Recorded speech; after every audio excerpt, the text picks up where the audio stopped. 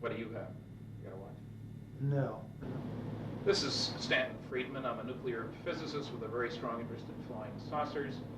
I'm in Kansas City, Missouri on July 24th, 1991. I'm here to do an interview with Gerald Anderson, a very important witness with regard to the recovery of a crashed flying saucer in New Mexico in July 1947. We have just had a visit with a polygraph examiner who says he has seen no evidence of deception. This is after spending several hours with myself and Gerald, mostly with Gerald. A full report will be forthcoming. So with that, we will talk to Gerald Anderson. Okay.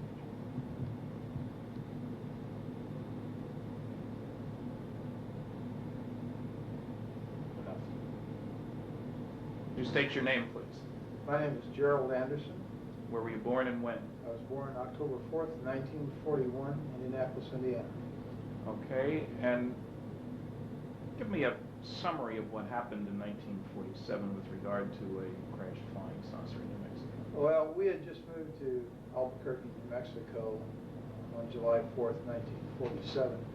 This was approximately the day before we went out on the plains of San Augustine with my Uncle Ted, my cousin Victor, my father, my brother Glenn, and myself. We drove down to the plains of San Augustine, which is west of Socorro, New Mexico, in the Magdalena Daddle area, and we were down there looking for banded and moss agate, which, according to my Uncle Ted and my cousin Victor, was prevalent in the area. My brother, being an amateur rock hound, wanted to get some of this, and it was a way of showing us around the area. And they had relatives down in Magdalena that they wanted to introduce us to. And so we had gone down there, and we got down in the Horse Springs area and had driven off onto the plains down an old rutted road for a mile or so,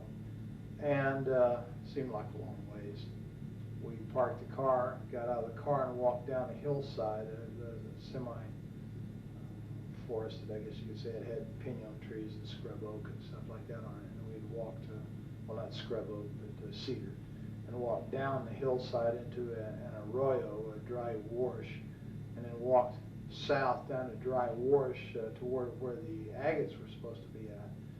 And as we came around a bend in the arroyo that had pinon and cedar trees growing on it, we were able to see farther ahead down the arroyo, and on the next ridge line there was a large silver disc-shaped object was embedded in the side of the ridge line, and there was debris and wreckage and stuff strewn about the area, but mainly this thing was intact.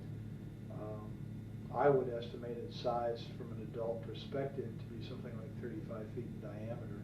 I've heard other people who were there say they thought it was like 50 feet, but as an adult I would say about 35 feet in diameter, quite large. When we got up to it, there were 4 bodies there, not human. There was 2 of them who were obviously dead. One of them was obviously very badly injured, and one of them that apparently suffered no ill effects, or didn't appear to be injured, and was ambulatory, was mobile. I was just sitting there next to the one that was still alive that appeared to be dead. Were they right next to the vehicle? Right next to it, right under the edge of it. And this craft had apparently come in from the east, bounced off one ridge line, went plowing through this arroyo area, and then crashed into the ridge line and embedded itself. And they were sitting back under the edge. It was kind of tilted up like this, and they were sitting back under the edge here.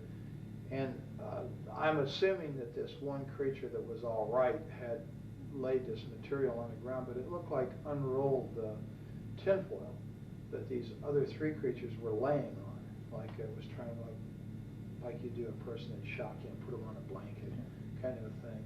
And apparently it had some boxes there around it, and had apparently been trying to give first aid or help these other creatures when we first got there.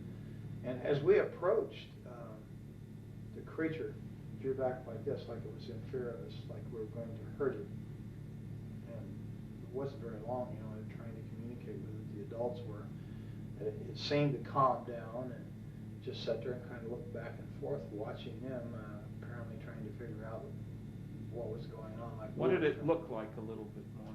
These creatures, all of them were about 4 foot tall, 4.5 feet tall.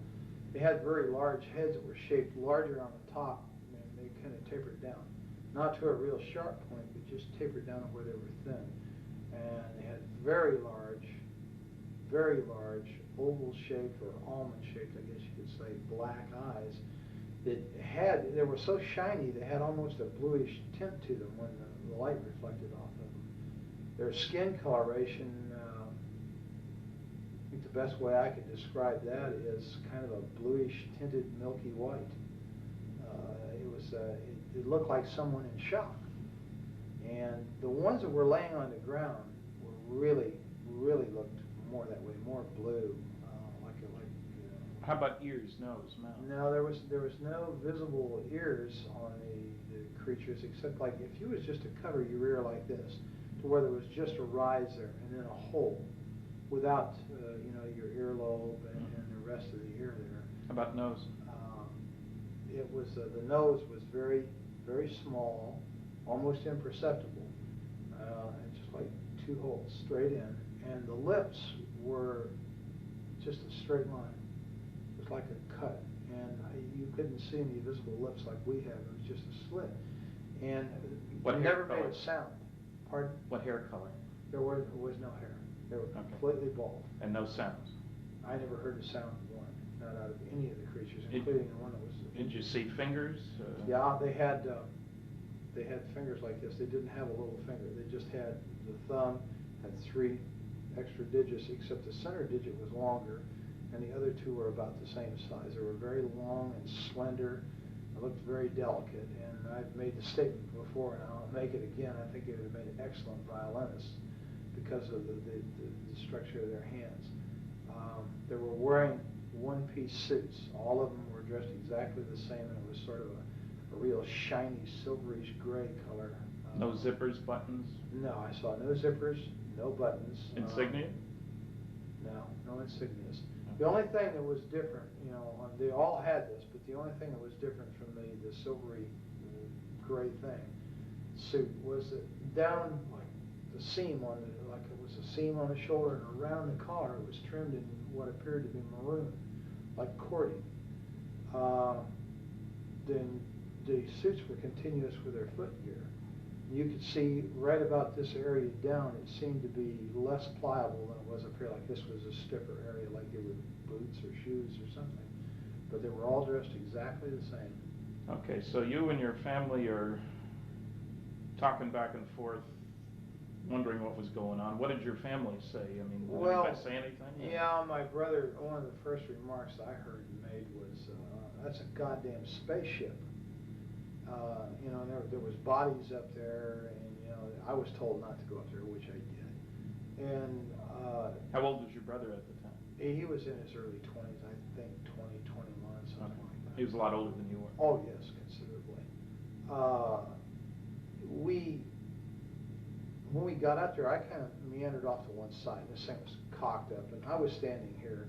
The bodies were here, and everybody else was kind of down here, except my cousin Victor was over here playing and looking in this gaping hole on the side of this disc, and it's shaped just like a discus, except for a round dome was up on top, and there was this big gaping gash in here where you could see inside, and it looked like a double hall. How big length? The gash. dome? The gash. Well, it covered the greater majority from the center of the craft out. It was just like a gaping hole in there.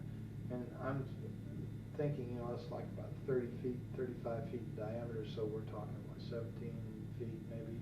Oh, okay. And most of that one side was ripped open like that. And you could see inside, and you could see another double hull, in there, and there was these rows of components that was on there, and there was lights that flashed on off. Some of them were steady, some were flashing. There was a lot of debris and stuff hanging out of the hole. There was evidence that there had apparently been fire. It looked like it had been burnt along the edge there. The gash. Now, this wasn't a gash that could have been caused by the thing coming into the ground. It wasn't at the leading edge of the vehicle. No, this was in the side, like, it almost appeared, it was elliptical. It almost appeared as if something the same shape as the disc we were looking at had hit that same, had hit the disc and left an imprint that pretty closely approximated the outside diameter of the disc itself.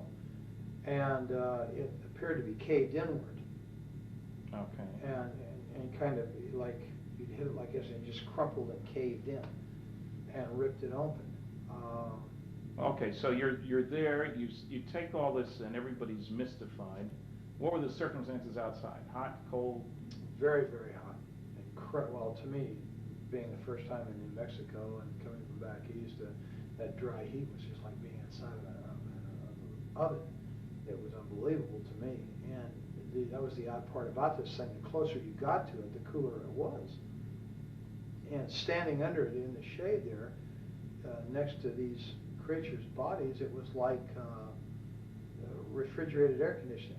And did you feel air coming out of this thing? Or no, it was just like it was ambient. And I remember reaching up and putting my hand on the side of it, and I think I was afraid it was going to hit my head because there was enough room for me as a small child, I was approximately the same size as these creatures to walk up under there and stand in there, but I kind of did like that, put my hand up against this thing. What did it feel like? It was ice cold. It felt like it just came out of a freezer. Was it smooth? Was it rough? It was very smooth. It had a very smooth texture to it. It was obviously made out of metal. It was very solid, and it was very cold, ice cold. And there was a smell in the area. It smelled volatile, acrid, like acetone. And that seemed to be coming out of that gash, that smell. But the closer you got to this thing, the cooler it was. So I kind of remained there, and I guess that while they were over here, my father and my Uncle Ted and my brother, and Uncle Ted was trying to talk to this thing in Spanish, and of course it didn't understand a word he said. And Dad tried to talk to it, and then they tried, sign language, and that didn't work. And I don't know, for some reason, I just, I reached down and touched it, this one that was laying next to me. And when I touched it, I realized, I jumped back. It scared me and startled me because I suddenly realized that these weren't dolls. I thought they were plastic dolls. And I was still in my mind, these are moving dolls. Until I touched it and I realized, this was a dead thing.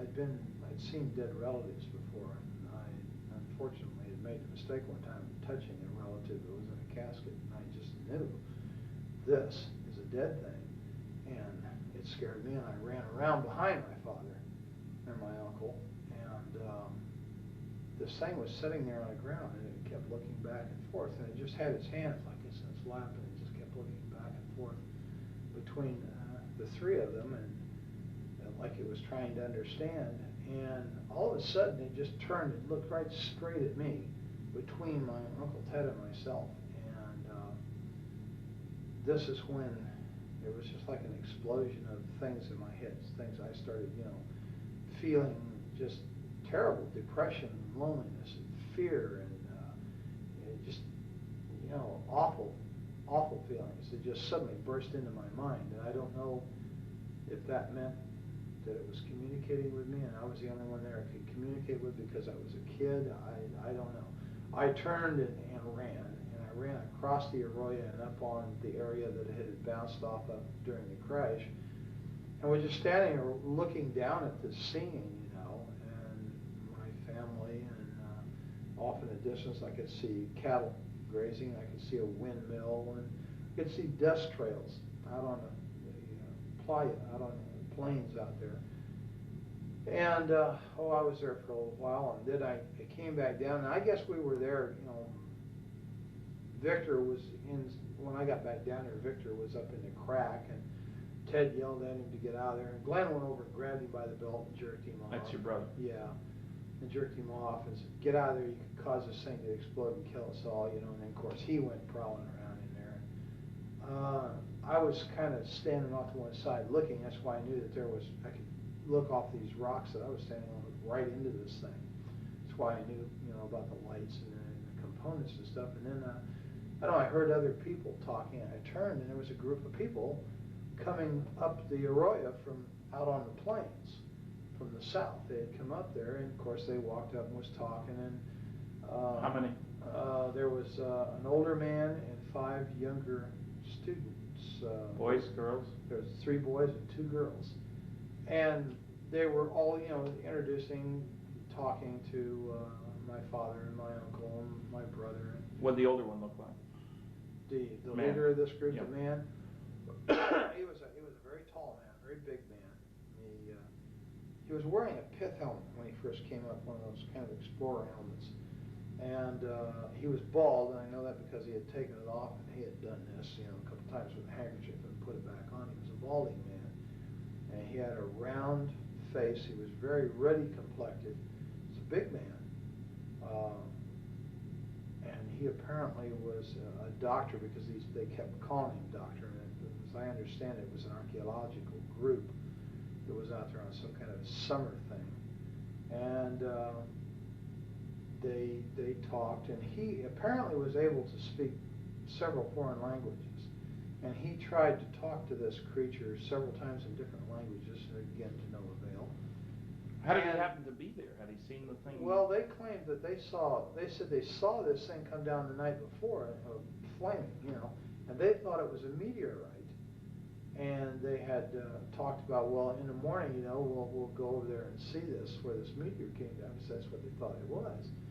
And when the sun came up the next morning, and they got about their business and got up, and somebody looked over and said, they saw all the shiny metal and stuff across the plains there, and they realized it wasn't a meteorite, it may have been an airplane, and that crashed. So they all decided to go over there and see if there was anybody who was alive, that was hurt, that needed help. They had driven over? No, they walked over, apparently, the way I understand it.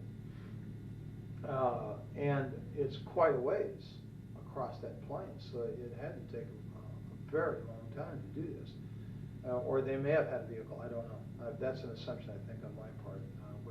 They walked. Okay, so they're around with your family. But they came across the plains nonetheless. I'm not sure if they drove or not. I didn't hear any cars. And then somebody else showed up.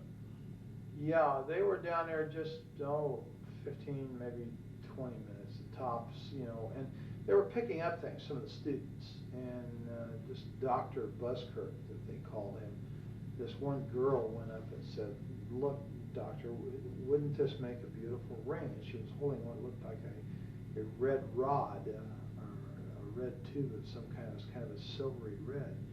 And he kind of snapped at her, and put that down, Agnes. You don't know what that is. I think it hurt you. Just don't pick this stuff up.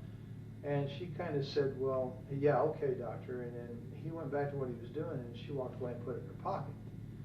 And a lot of them were doing this, sort of picking up things and feeling things. I was picking up things and feeling things. There was all kinds of material, metal, and stuff laying around. Then we we all heard it, a sound of a motor coming like a truck. And I went back up the incline there to the ridge line, and I could see out there, and there was a truck coming up. It was an old pickup truck. It was sort of a beige color or a tan colored thing, and it had a whip antenna on it. And it stopped, and this guy got out, and he's wearing brown clothes. He's got boots on, and he's wearing a straw hat, just like the kind Harry Truman always wore. And he had wire-rimmed glasses. He was a big man, and he looked exactly like Harry Truman to me. And I'd seen in the movie-tone news that he was president then. Yeah, I was well aware who Harry Truman was, so everybody was. He was kind of a hero, And this guy looked like him, except bigger. And I don't think he didn't look as old either.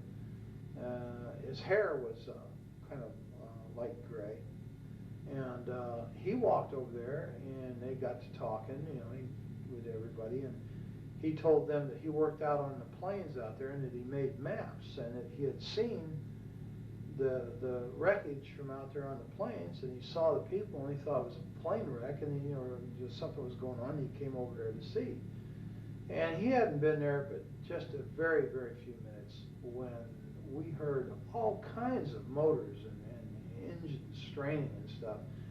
And here comes a military car with a big white star on the side of it, followed by a 6x, which is a military truck with a kind of a canvas wagon type canvas thing over it, and it's full of soldiers. They've got guns, and right behind that was what we call a 4x, which is like a medium-sized Jeep truck situation, and it had two big high whip antennas, all kinds of radio gear in the back, and a guy back there with earphones and stuff on, and he's, you know, working these radios, and they all pulled up and stopped.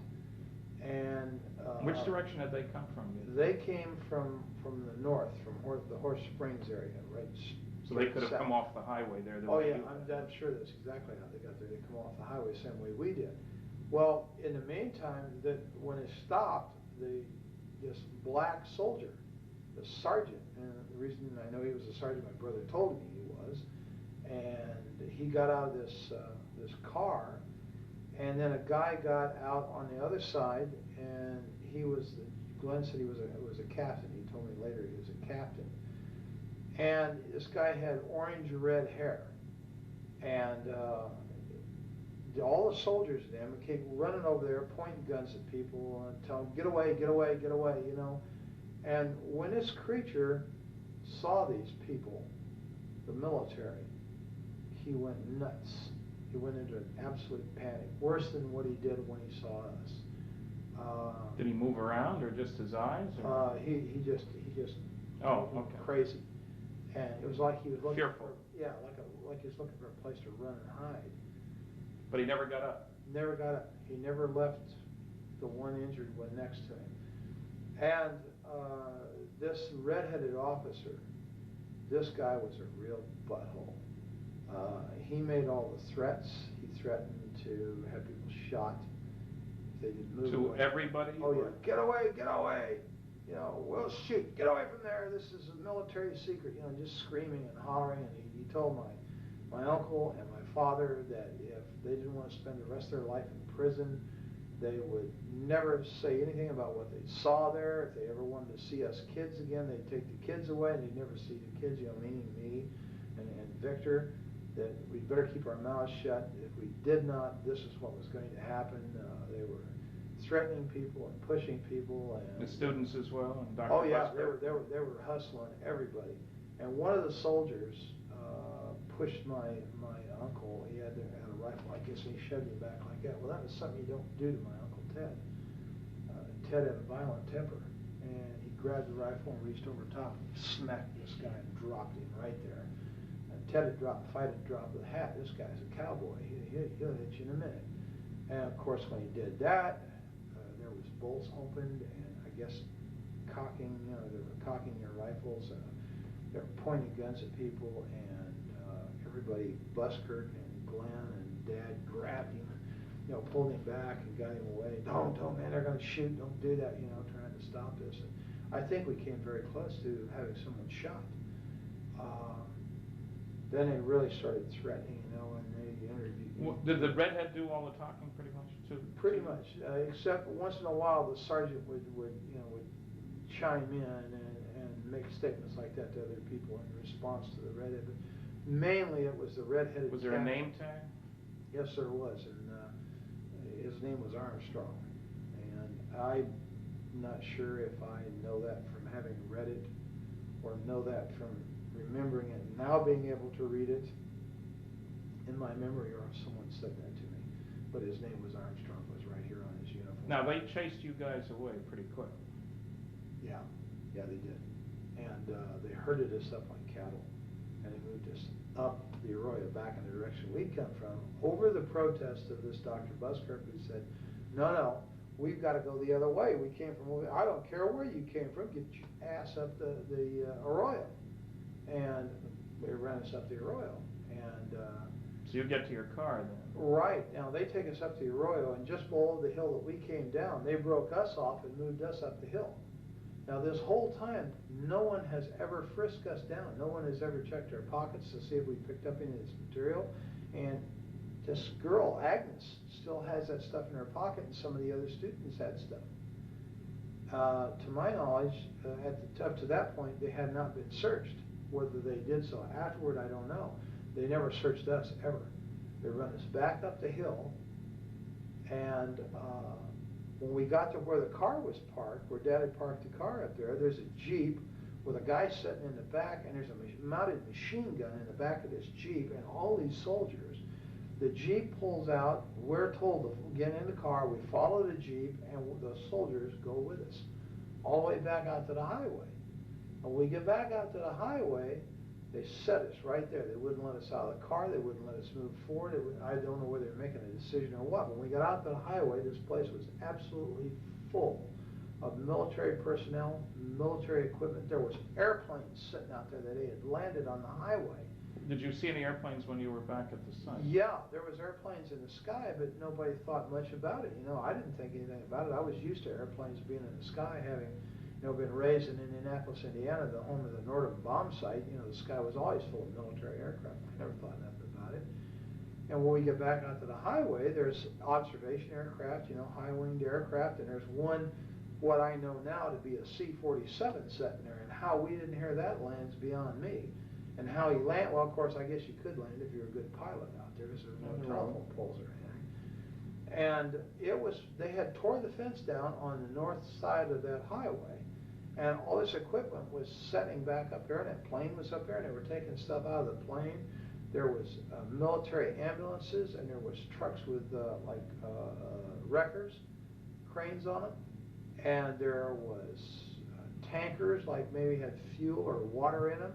There was just, everywhere you looked, there was military. And a major recovery operation. Yeah, it looked like an invasion force. It really did.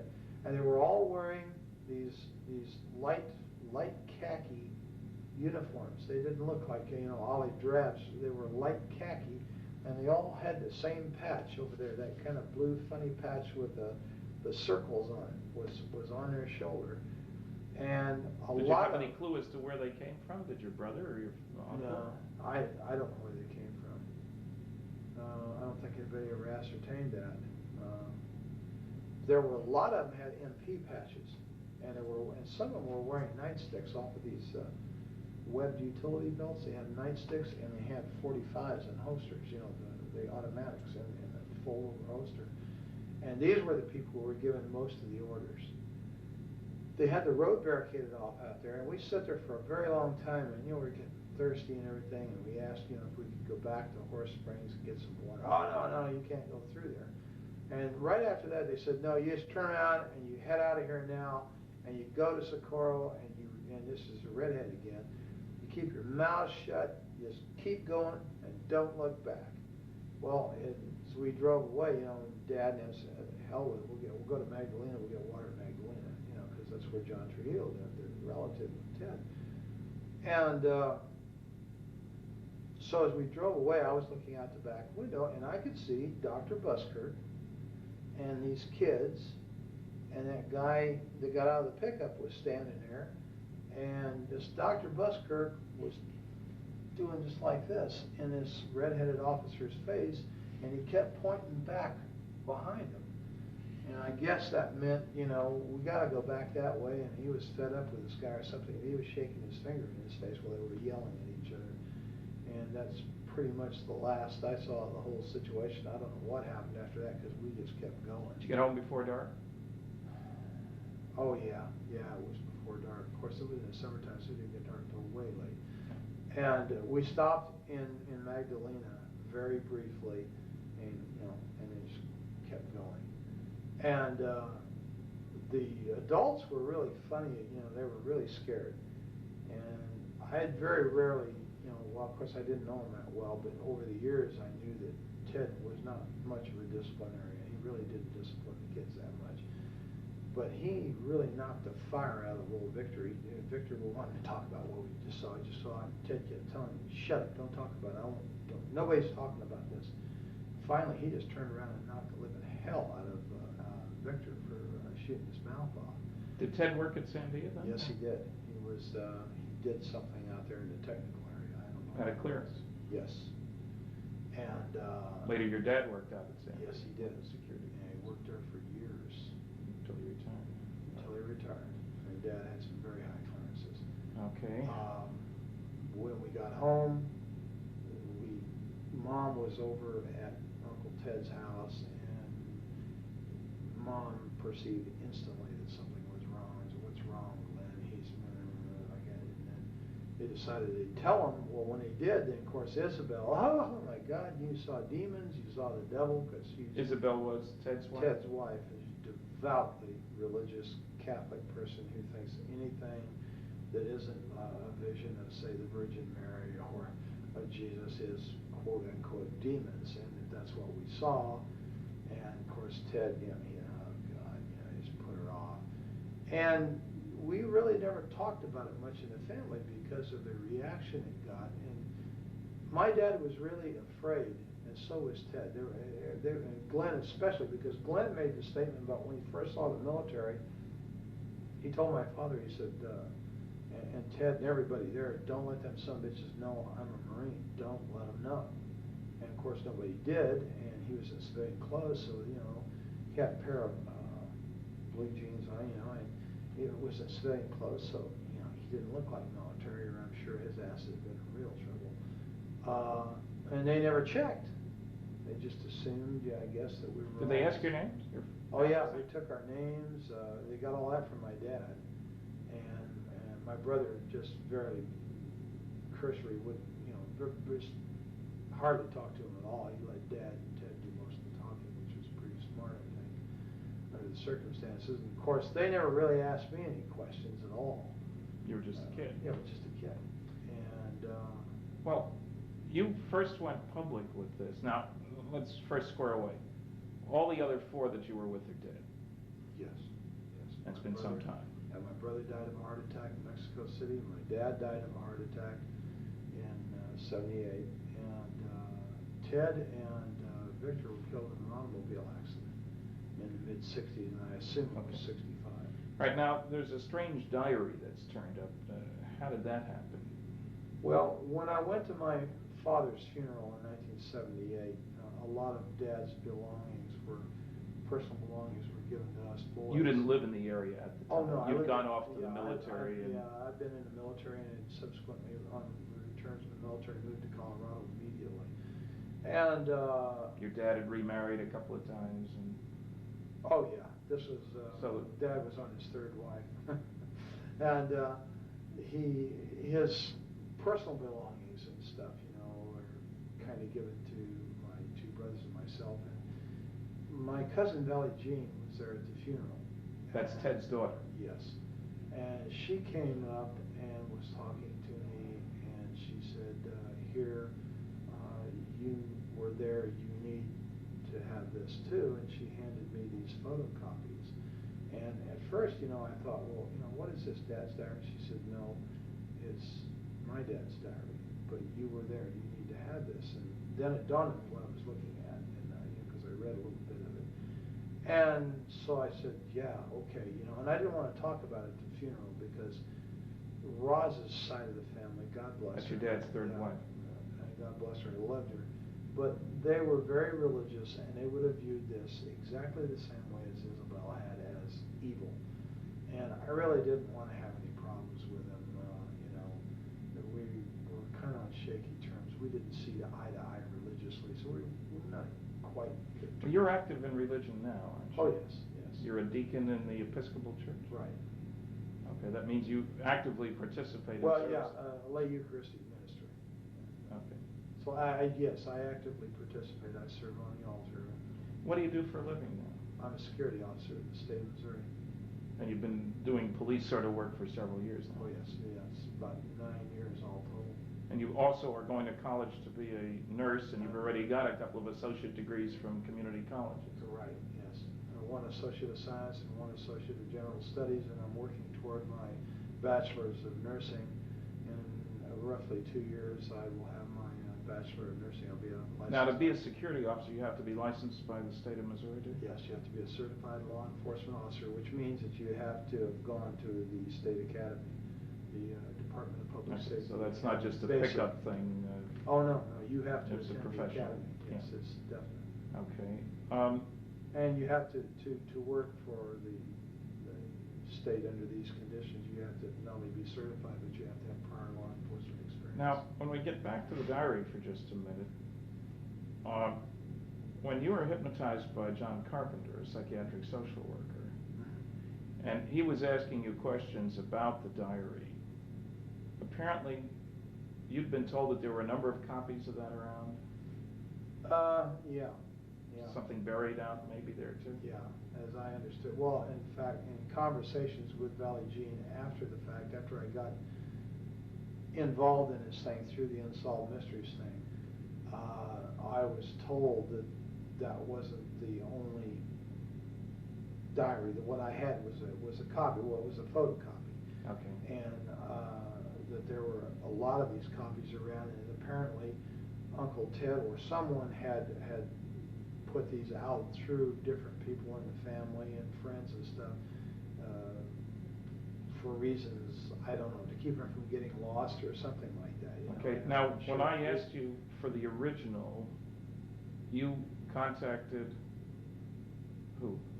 Well, yeah, Valley Jean. That was Valley Jean, okay. Right. She was in a convent. Right.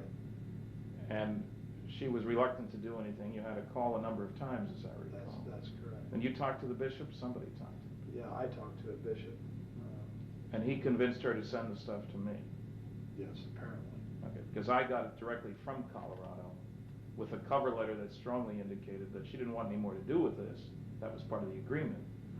But that she considered this the work of the devil, or words to that effect anyway. Yeah, I think she's of the same opinion that her mother was. Okay, It so was the work of the devil. And you see, all I ever had of this was the photographic copies that I had showed you originally. And as I understand it, you received the original. I received the copies, original the from which originals. those had been made. They were partly burnt. She mentioned she had intended to burn them, but because of your persistence and with the agreement that I never contacted her, she would send them to me. And as you know, when I had forensic analysis done, it showed that the ink dated from the early 70s. The paper could have been available in 47. So it was clearly not an original. But it was also done before there was any publicity about this case. Anyway, because I know I was the first one to get involved. Exactly. Now, as you know, we have discovered, not I, but you had identi-sketches done by a police artist of the various people involved in this. Right. Mm-hmm. And as you know, there is a picture, several pictures that seem to indicate that Dr. Buskirk was Dr. Winfred Buskirk, who had received his PhD at the University of New Mexico. And you had described him as in his late 30s, early 40s. It turns out he was 39 in 1947. He was bald and been bald most of his life, even up to then. Was there other contact between you and he at that time, as far as you knew? Your family and him, or? I don't know. Okay, not to your knowledge. Not to my knowledge.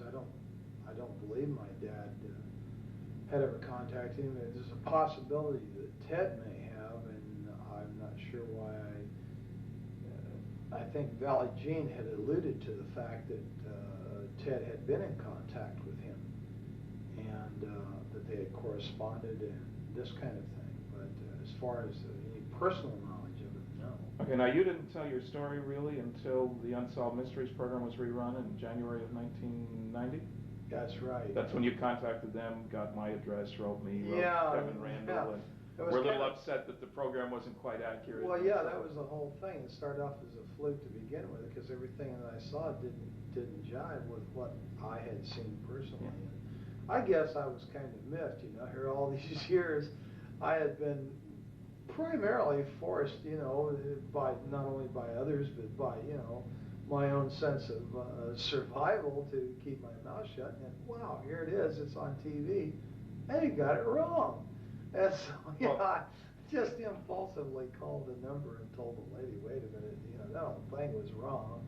Well, how do you know that, sir? And I said, well, because I was there, that's why. And boy, that apparently pulled somebody's string. Yeah, and the key thing that was wrong, of course, there were a few mistakes in an otherwise excellent program, was that they had that, the Barney Barnett, the civil engineer story, over near Corona, and you knew that it was over in the plains. Right. There's a lot more. Well, yeah, and then the fact that the thing looked like a tin flat hat or a tin top hat, and it didn't. It was disc shape, and Barney Barnett, or whoever the guy in the truck was, did not drive right up to it on a road. It wasn't parked conveniently next to a thoroughfare, you know. Right. And it was just things like that. And I don't know. I just, for some reason, I thought, well, you know, geez, look.